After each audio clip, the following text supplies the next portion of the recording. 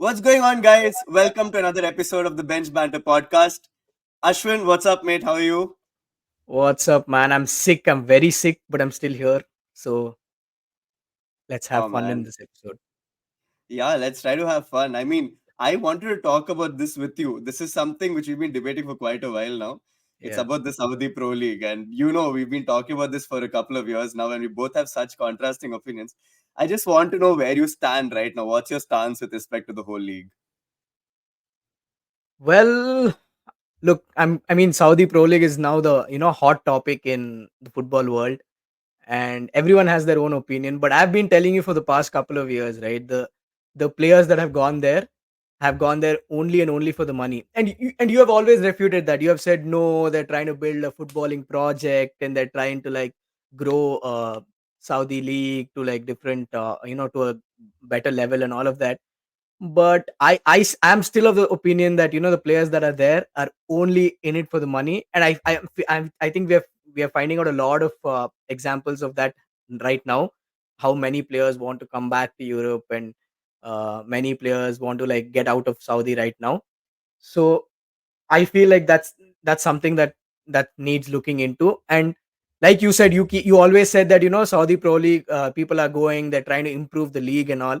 What do you think about that? Are you still of that same opinion with so many instances that are happening right now? See, I think the idea was great. I think it's a great idea. I still think so too, and I still feel it's very little. It's been what, a couple of years. We can't judge as much. You're trying to build an empire. It doesn't take. It's going to take a lot more than 2 years. And I've been telling this to you since then. I've been saying that the idea is good, the concept is good, man. One thing that the Middle East has is money. Okay, and they're being smart about it. Okay, once oil ends, what else do we invest in? And the Middle East have been throwing their money into football. It's been a long time, right? You have Emirates, you have stadiums named after them. There's Etihad, there's Emirates. There's a time when Qatar Airways was a sponsor of Barca and PSG, and they're basically buying football. so Right. so when you have this whole thing of trying to build something at home, when you realize that Saudi have good players, which is proved by the fact that they actually put on a good show during the World Cup, but you need to make some investments. You need to go a little. You need to go that extra mile if you want that league to come to the entire Premier League status or a Right. La Right. Liga status. Correct. So when you're trying to do that, it's obviously going to take a lot of money, and they approached, in my eyes, the greatest of all time. Okay, Ronaldo. For okay, agreed that Ronaldo was done with his career at that point. Okay, he was done with the prime of his career, Fair and enough. he just wanted money. He wanted to play football, probably score some goals, and they used him as the head for that particular project and took him there. And that season, it was just him and probably like a couple of other people, two other people who were probably long gone from the scene of football. But the year after that, they started getting a lot more players, and it started getting serious when they started getting people who were in 30 plus. When they started getting people like Ruben Neves who were still in their prime, and that became a little scary because they were like, okay, you know what? They're not just taking people who have been established, or they're getting people who are our age who want to go there and play football, and that is saying something. That is actually a Our big age, are thing. we that old, Avinash? Seriously? Bro, there was this time when I used to look at these players, and I used to be like, okay, you know what? I still have time. I still have time to get to their stage. But now when I see these players, I'm like, bro, they're way younger than us, which means Yeah. we're done. If we were footballers, we should be performing in So are our you telling prime. me it's too late for us to become footballers? It's Is too that what you're late, telling man. me? When I turned 25, I realized that it's done. There was a big reality check which people told me, when you turn 25, it'll hit you. And it suddenly hit me, bro. Like, I'm like, Right. all my dreams of, playing Wimbledon, of, captaining India in the Cricket World Cup, all just vanished. I'm like, no, now you're screwed, bro. You might as well just work, do your sports medicine course well and become a good doctor, because I don't see anything else happening for you. That's as close to the pitch you're gonna get, eh? That's close. Yeah, that's true. Look, but when you said investment, right? So investment into a league, according to me, goes into its grassroots development and its fans, like fan experiences, how the fan involves with the team. That is very important for the growth of a league. See, this throwing money at I wouldn't say washed players, but throwing money at players, right? This trend started with China, if you remember, about, Yeah. I don't know, maybe 12, 15 years ago. I don't Hmm. even remember, maybe 10 years ago. Let's just say 10 years ago, where there was this huge, burst of players moving to China because of the money. And, Chinese, whatever league it's called, I don't even remember what it's called. The Hmm. Chinese league was, the in thing in the news, like just like what Saudi is doing now. And because of the same reason, that project collapsed, not because of the lack of money or anything, but because of there was no development of Chinese football as such. See, when you take players like Ronaldo or Ruben Neves or anyone for that matter, they're going to come there, they're going to play, and they're going to retire or leave, right? That will be probably a 2 year thing, a 3 year thing, a 4 year thing, and that's it. What are you doing to develop Saudi football from the grassroots? Apart from, okay, yeah, I understand that Saudi football team put in a really good performance. They beat the eventual They world beat champions Argentina. Argentina. Yeah, yeah, eventual world champions Argentina. That's the key word They here. beat Argentina. World champions Argentina, but yeah, they beat Argentina. So when that happens, right, you start to wonder, okay, is it working out? But the main thing is, what I feel was better investment was, bringing what is that coach's name, Saudi Arabian coach, what is his name, Herb Renard, the guy who Mm, coached mm, them to mm, the mm, victory. yeah. So, good coaches, good grassroots development, good young players, like the youth academy, the youth system of a country is what makes the country a long-term project, right? If you see any of the top five leagues, so to speak, you have English talents, okay? You have English talents playing in England. You have massive Spanish youth academies, the Madrid Academy, the Barcelona Academy are huge academies, producing like brilliant number of youngsters every year. So it's them who make that particular nation a good footballing nation, so to speak. The Spanish youngsters, the English youngsters, these guys eventually play high level football and they reach that. So that is what is missing in Saudi. They are focusing on the wrong thing. And now coming back to, even the money thing, like you said, now that the players are going there, they're now realizing that the standard of football isn't great over there. Now Benzema is wanting to come back.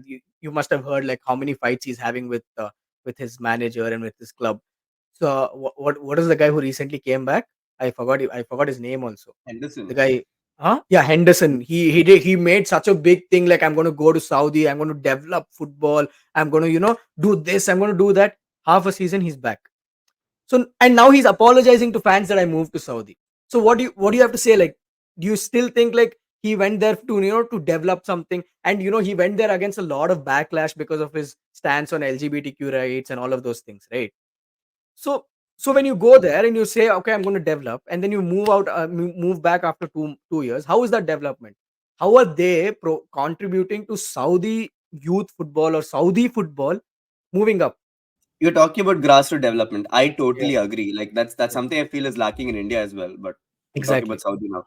Okay, but for grassroots development or for us to see the results of the grassroots development, it's going to take a while. Correct. So you're Absolutely, investing yes. money into academies. You're making your children go play for those leagues. For those children to grow up and come up, grow up and eventually reach an of an age where they can get picked into teams. It's going to take a while.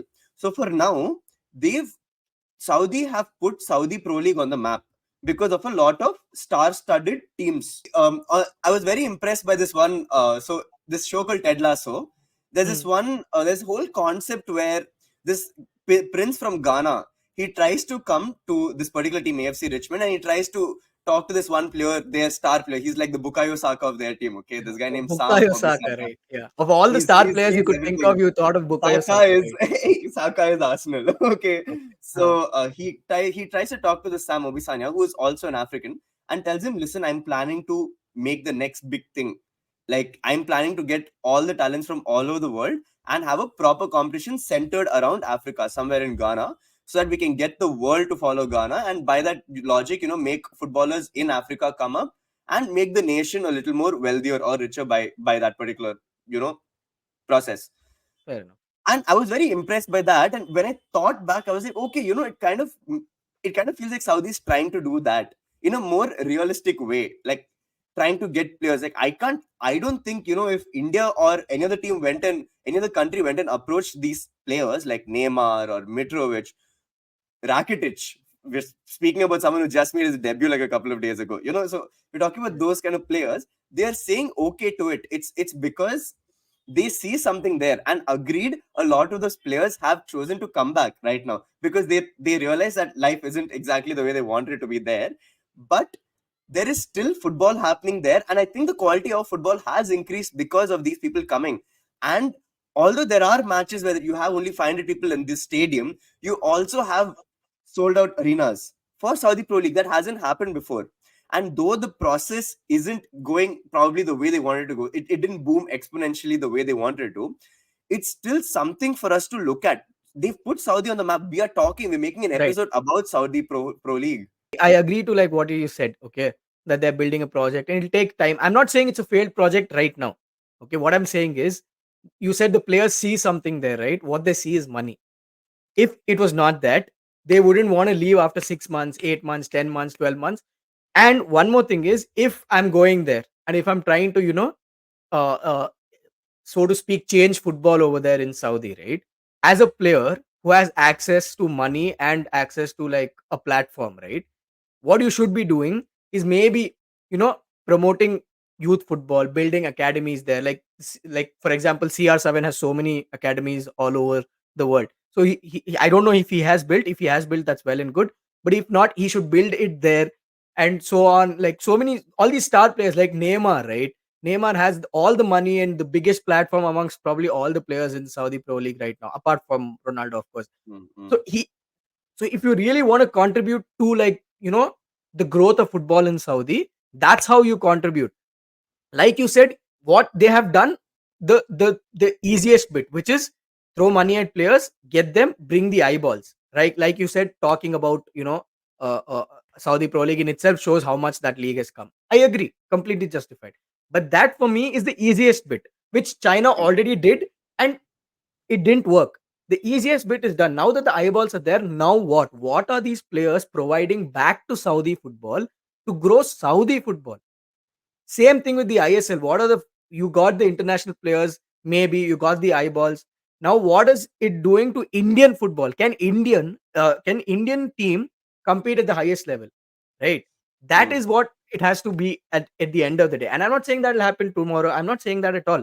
I'm saying the players who have gone there have so far done nothing to justify that they're there for the growth of Saudi League rather than just their self growth in terms of monetary benefits, right? mm, If that was not the case, Henderson wouldn't run back. If that was not the case, Benzema wouldn't be having so many fights with his team, and so many players are now struggling to fight.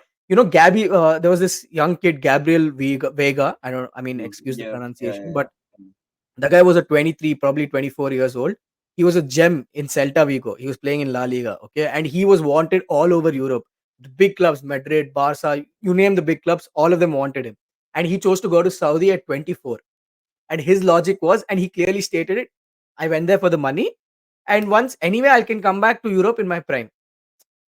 Mm, 24 to 28, 4-year contract. He works there and he comes back to Europe. He makes his money. Now he's not even able to get into like the starting lineup of that team.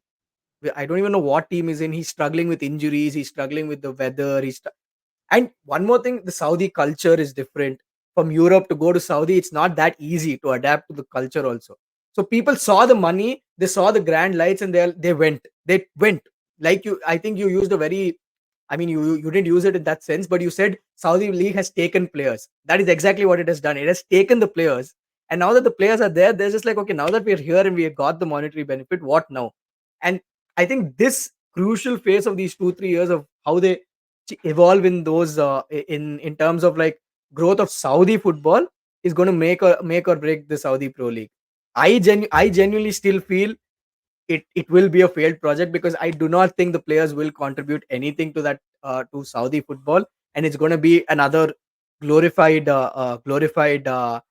Chinese league. But let's see. I mean, I'm giving you the benefit of doubt for a couple of years, as we had discussed before. So yeah, Yeah, so coming to you're talking about Gabriel Vega, right? Okay. One way of looking at it is he's out of form and he's being replaced by other players. The other way of looking at it is the talent over there is good enough to surpass him or choose Come themselves on. over him. I'm trying not to laugh. Okay, just let me. I mean, even you are not Okay, able to say never it with a mind. straight Never mind. face. Okay. I know why I'm supporting Saudi so much. I think it's just this thing I have against you. I can't let you win. I have to win. Exactly, that's it. Like, you have this thing where you have to oppose my opinion, and that is what is making you. I But it's think it's good if you fun. Yeah. actually feel that. If you actually feel that, and if Saudi Pro League has even gained one, fan like this, it means that it's doing something right. But I still feel long way to go, and I do not think it will go that way. But I'm someone who lived in Muscat for 15, 16 years of my life. Not right, even once did I even know about Saudi League. right, But now I don't watch the matches. I agree. I don't know any of my friends who watch the matches. But when Al Hilal is playing Al Nasr or something, I'm aware. It's on Instagram or there's a absolutely, yeah. picture of The who's eyeballs are playing there. this, Yeah, right? And I check the league. I check news. I check to see where Al Nasr is, how many goals has Ronaldo scored this season and stuff. Maybe here on for the next 2 to 3 years, they may not get five great players or six great players. But if they're able to still procure a couple of players, that is still something on that particular track up until, let's say, the youth eventually come up. And if in 5 years' time the youth were to come up and this entire thing was proved right, this entire Saudi Pro League being proved right, that is, you're just building an entire new arena for football. It's a Herculean task, but it's also a very ambitious effort. And yeah. it's great. If this Yeah, works out, so it's a I feel great like success what story. they're doing is fine. They've got the eyeballs now, but like I said, that's the easy bit. When you can buy the players of that caliber, you've done the easy bit. You've given them the life, you've given them the money. Now is the next stage of this ambitious project, so to speak. How do you Yeah, bring Saudi football up using this eyeballs that you have now? You have the money, you have the fans watching, you have the resources, obviously, like that, and you have the players now.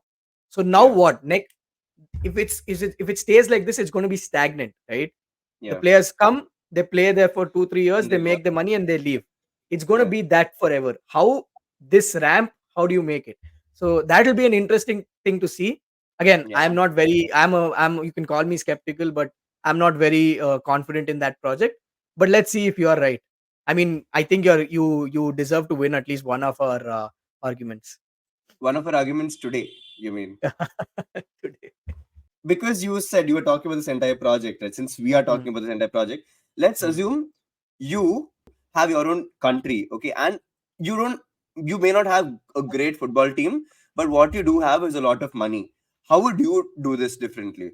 What I would do differently is, first, I wouldn't just focus on grabbing the players. Okay, what I would want to do is build, grassroots leagues, like for younger talent. And I'm not saying that will happen instantly, but I do not see any kind of trajectory towards that path right now, is what I'm Okay. saying. What I can speak to is what is happening right now in front of me. In 10 years' time, Saudi Pro League may beat the Premier League. It won't, but might be. I'm not saying that can't happen, because I don't have a crystal ball. What I can speak to is what I have in front of me, and what I see in front of me is not very encouraging to my idea of what I feel growth of football should be. So that's what I feel.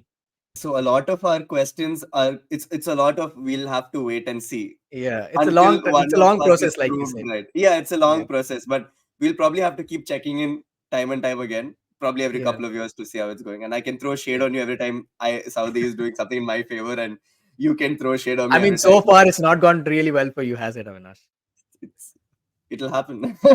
It'll happen. We Yeah, shall see. I am. We'll get back to this. We will definitely, get back to this particular conversation on another Yeah, day. absolutely. Yeah. Absolutely. We would love to hear what you have to say. Are you all on team Ashwin on this, or are you all on team Avinash? But before you all choose team Ashwin, just remember Avinash is a very optimistic guy, which is why he is the way he is. And Ashwin I'm is pragmatic, guys. Side with me. all right. That was great. That was a really nice banter. We'll see you guys on the next one. Thank you for watching. Bye, guys.